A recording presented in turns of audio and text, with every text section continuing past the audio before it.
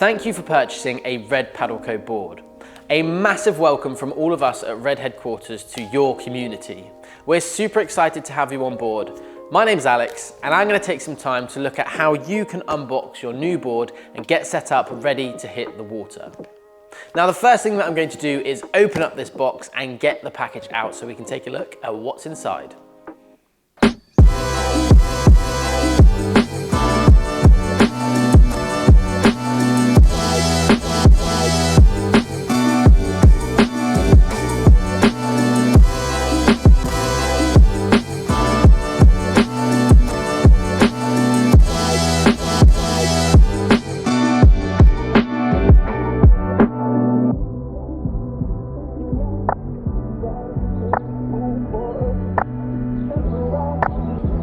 So I've now unpacked the components of my package and I'm left with my board here in this white bag, which has my pump inside. Within the bag, I'm left with my leash in the bottom, along with my repair kit, and there's my paddle in the back, along with the RSS battens for this 9/8 ride. So we'll have a little look at how we set those up shortly, but for now, I'm gonna unroll the board so we look at how we can get it inflated.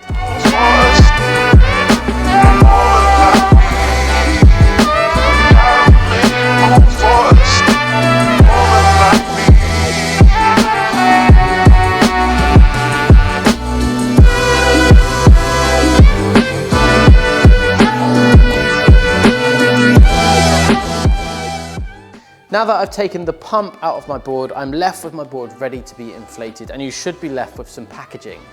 Both the fin protectors and the paper that you found on your board can be recycled in household recycling, and the bag that your board came in is a biodegradable bag. So I can get rid of these, and what we're going to do now is take a look at the pump and how you can get this set up ready to inflate. Now there's two attachments on the side of your pump, both a handle and a hose, and we need to remove both of these from the elastic straps and secure these into place. The handle goes through the opening on top of your pump and is pushed into position. And then the hose, once I've released this, needs to be fixed into the front of your pump. Now this uses a HR fitting, and that simply lines up with the notches inside the opening, pushes right back, and then is twisted clockwise if you're facing it to secure it in place. We're then left with the same fitting on the other end that needs to be attached into the valve on your board. So the valve on your board will be secured with a dust cap. We need to turn this anti-clockwise to remove, and then we're left with the fitting for the hose. Now there is a pin in the center of your valve which can be an up and down position, and we can change this by turning it 90 degrees and it secures it in place. At the moment this is open, and I need to make sure my valve is in the closed or up position for when I'm inflating the board to avoid any air escaping when I move my hose. So I'm going to secure this in place by lining up the holes and then turning it clockwise while pushing down, and that is now secured in place, ready for me to pump. Now I'm nearly ready to start pumping. I just need to push the feet down for me to hold the pump in place, and then make sure this lever is in the rear position. This means that when I start inflating, it's using both the chambers to inflate my board, pushing lots of volume so we can get it up to pressure nice and quickly.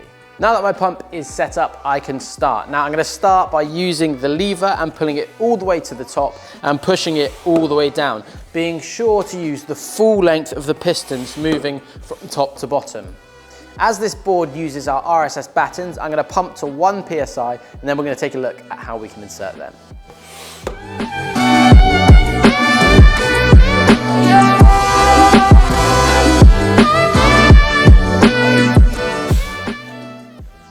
Now my board is at 1 psi, I'm ready to insert my RSS battens. So I'm going to grab these out of the bag, and I'm going to disconnect my pump so I can turn my board on its side to insert them. Now there are 2 RSS battens, 1 for each rail, and what these do is add to the rigidity of the board, making yours super stiff and super stable.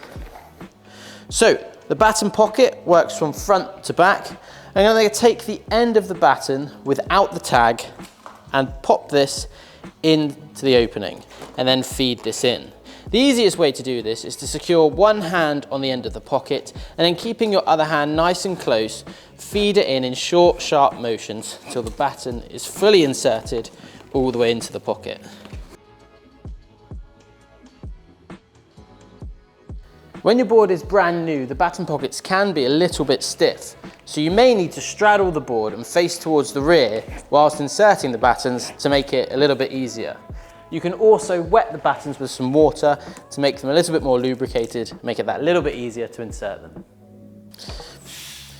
So I'm now at around 5 PSI and it's become difficult for me to pump, and that is an indication that it's time for me to move to just one chamber. This is going to make it nice and easy to inflate my board to higher pressures. Now we can inflate our board anywhere from 15 to 22 PSI, and this is dependent on your weight as a paddler or the conditions you're going out in. So if you're lighter, you can put less PSI in. If you're heavier, more. And if the conditions are windy and choppy, we want to put more PSI. But if it's a nice calm day, we can put less PSI in. So I'm going to aim for 15 with this board now. So lever is currently in the back position, which means it's using 2 chambers. I now want to push to 1 chamber, which will make it much easier to pump.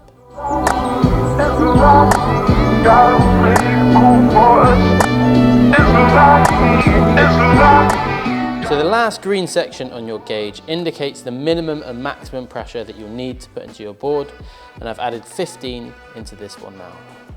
Now that my board is fully inflated, I may need to set up my fins dependent on which board I have.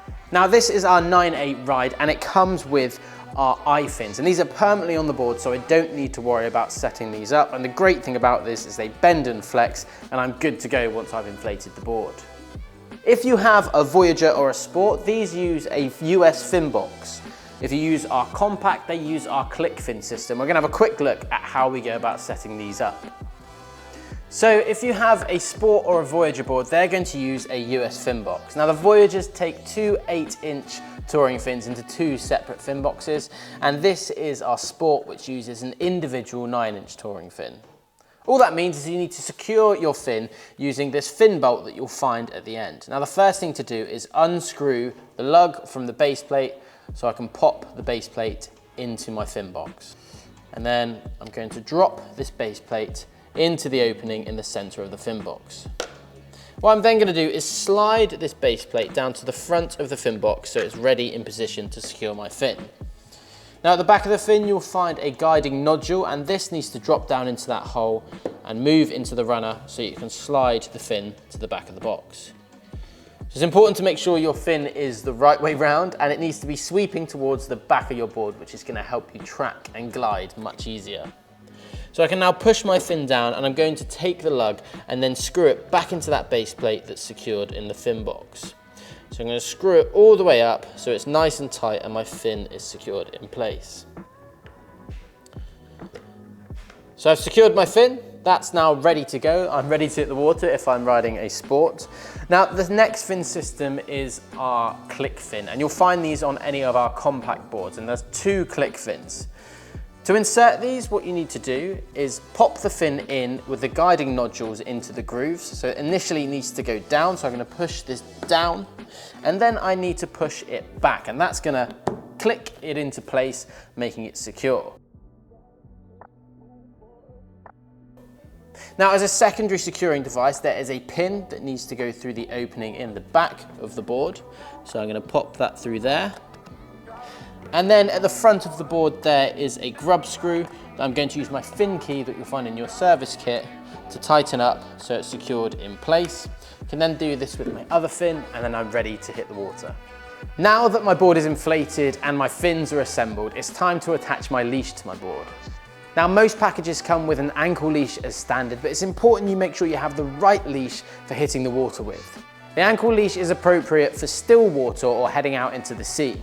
If you're thinking about heading out into moving water or a river or an estuary, then it's really important you wear a waist belt. So the first thing to do is to tether my leash to the board. Now the leash does come with a string tether here, but I can actually attach this straight to the board by undoing this first section of Velcro, peeling back the next layer, and then there's a final 3rd layer that I can loop around.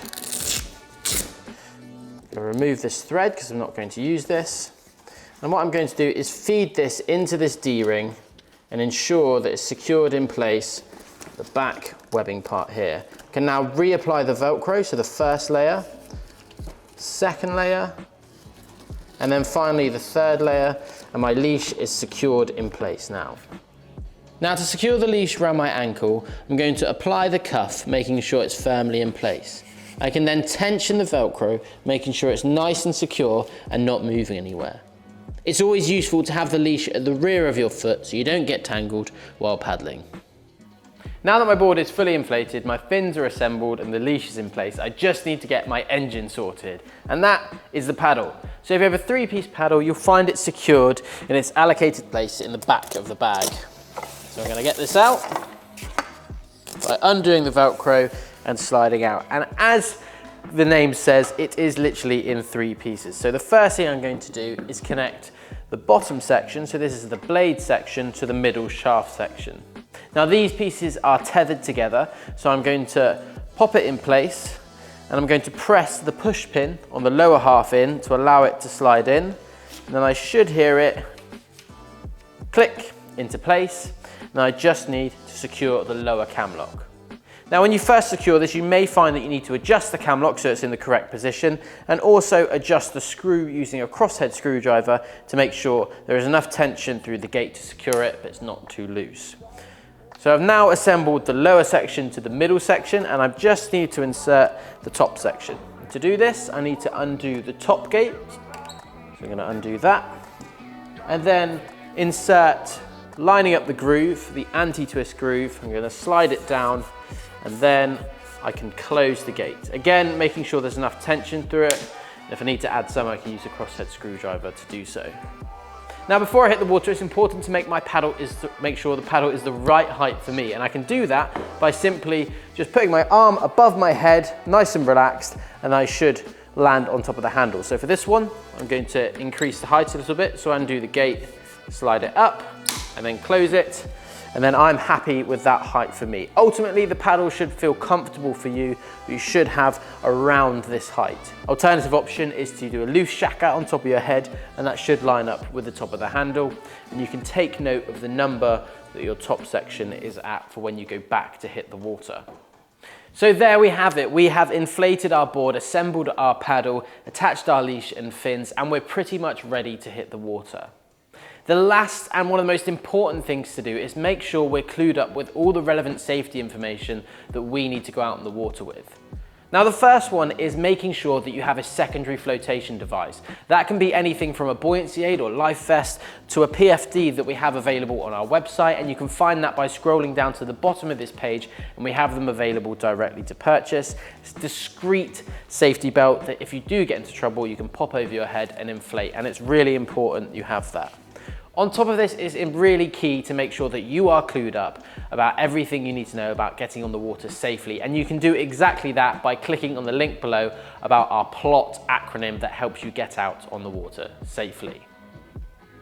So once again, thank you very much for purchasing a Red board. We're super excited to have you as part of our community and share many adventures out on the water with you. Happy paddling.